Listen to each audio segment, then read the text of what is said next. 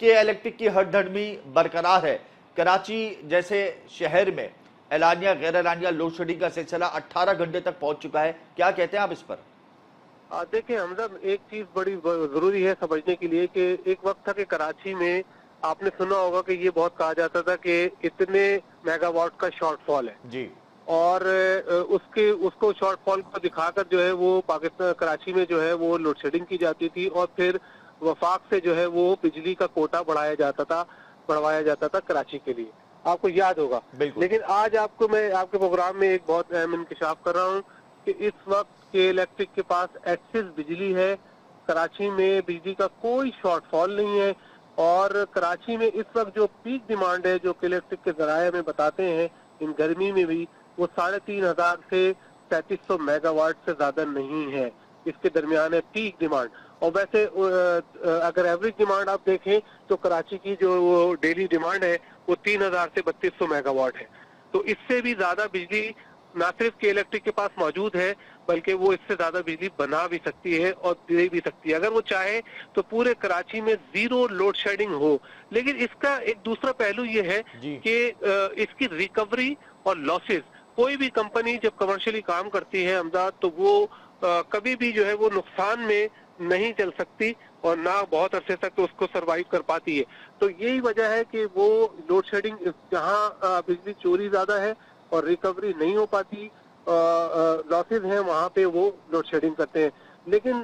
دیکھیں دنیا میں جو قانون بنتے ہیں اور جو بھی پالیسیز بنتی ہیں وہ لوگوں کی سہولت کے لیے ہوتی ہیں اور ان کو آسانی پہنچانے کے لیے ہوتی جی، ہیں اور غیر معمولی حالات میں غیر معمولی فیصلے کیے جاتے ہیں۔ تو اس وقت جو ہیٹ ویو ہے، جب انسانی زندگیوں کا سوال کھڑا ہو چکا ہے اور لوگوں کی جانیں بچانے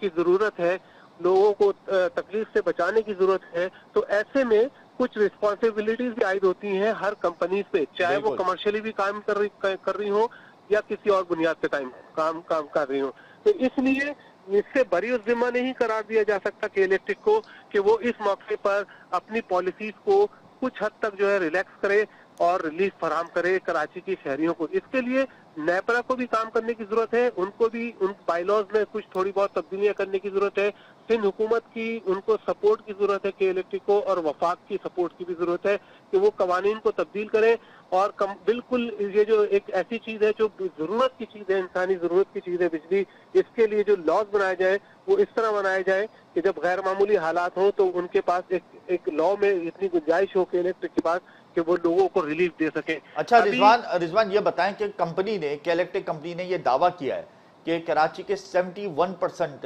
ایریاز ایسے ہیں جو لوڈ شیڈنگ سے مستثنی ہے، تو یہ دعویٰ کس حد تک صحیح ہے، کس حد تک غلط ہے، اس حوالے سے کیا کہیں گے؟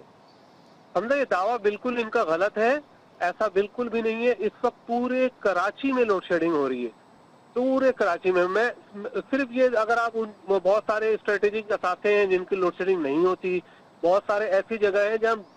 100% ان کو ریکوری ہے، وہاں لوڈ شیڈنگ نہیں ہوتی۔ لیکن یہ اب فالٹ کے جہاں ریکوری بھی 100% ہے وہاں بھی لوڈ شیڈنگ ہوتی ہے۔ اس کی وجہ یہ ہوتی ہے کہ وہ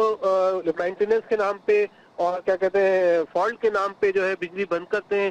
کر دی جاتی ہے، اور اس جی، کے بعد جو ہے وہ جان پوچھ کر بجلی کو دیر سے جو ہے کیا کہتے ہیں وہ ریوائز کیا جاتا ہے، ری اسٹور کیا جاتا ہے۔ تو اس کو چیک کرنے کا جو میکینزم ہے نیپرا کے پاس، وہ اس میں بہت خامیاں ہیں۔